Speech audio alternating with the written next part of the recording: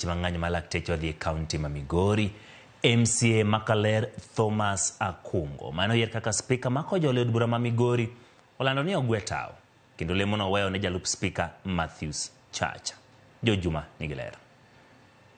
Ndalo ariyo tok ka oyiere kaka spika ma Kojolo mar od bura ma Migori, MCA Makaler Thomas Akungo olando ni ogwe tao ka wach ni mayo biro bang' lalruok kendo tieko moko midhiero mande gintiere godo e od bura no. Batie ni ndalo moko matin ka to bende en tich ma stress ya kutosha. Tich no tek.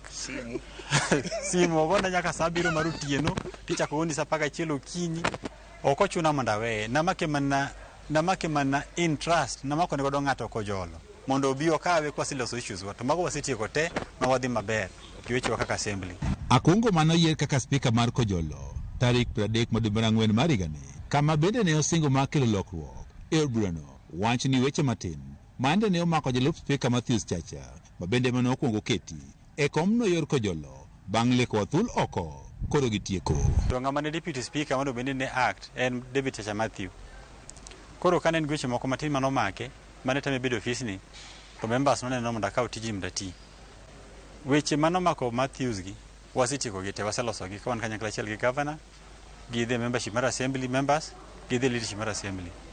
Koro sani tijicha aduoko ne wuon gi. Na tumeamua kutembea kama county pamoja na maelewano na tufanye kazi yetu yenye tulichaguliwa na wananchi wapiga kura wetu, tuendelee kama kawaida vile tulikuwa tunaendelea kila siku. Ekinde twak mar tarik 30 dwe mar Ang'wen mar higani, ekinde mane giyiero Akungo kaka spika mar Kojolo, MCS ne oyangne gi golo jalup spika David Chacha kaka spika mar Kojolo kendo keto Akungo kare nikech doho ne ogolo chik matame nikech kes mane nitiere go doho, kes ma giwacho ni wachne koro selosi. Obedo kawuono ma embo yieni gik moko nego time yo madware procedure koro miyo wadok mondo waikre mondo watim gik moko te yo ma procedural ma koro onge kes moko mabiro chako biro luwo nikech kes go be chamo mana pesa mag assembly monego be ni wang'iyo go welfare ma members. Tulipoongea tumeelewana, mafikiano yenye tumefikia ni kwamba turudishe uongozi wetu pale ulikuwa. Malingling kata kamano yango ni onge chik mani owuok e doho matamo Chacha bedo spika ma Kojolo. Kalure kod chike ma od bura ma ong'ere kaka standing orders, jalup spika emonego bedie komno mar spika yor Kojolo pone spika onge nyaka chieng'no ma yiero spika.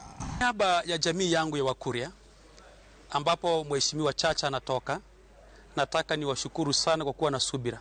Kulikuwa na tetesi kwamba mheshimiwa Chacha amenyang'anywa kiti na hivyo Wakuria wakawa wamepandwa na mori. Subira huvuta heri na hatimaye malilio yetu na matako yetu yamerudia.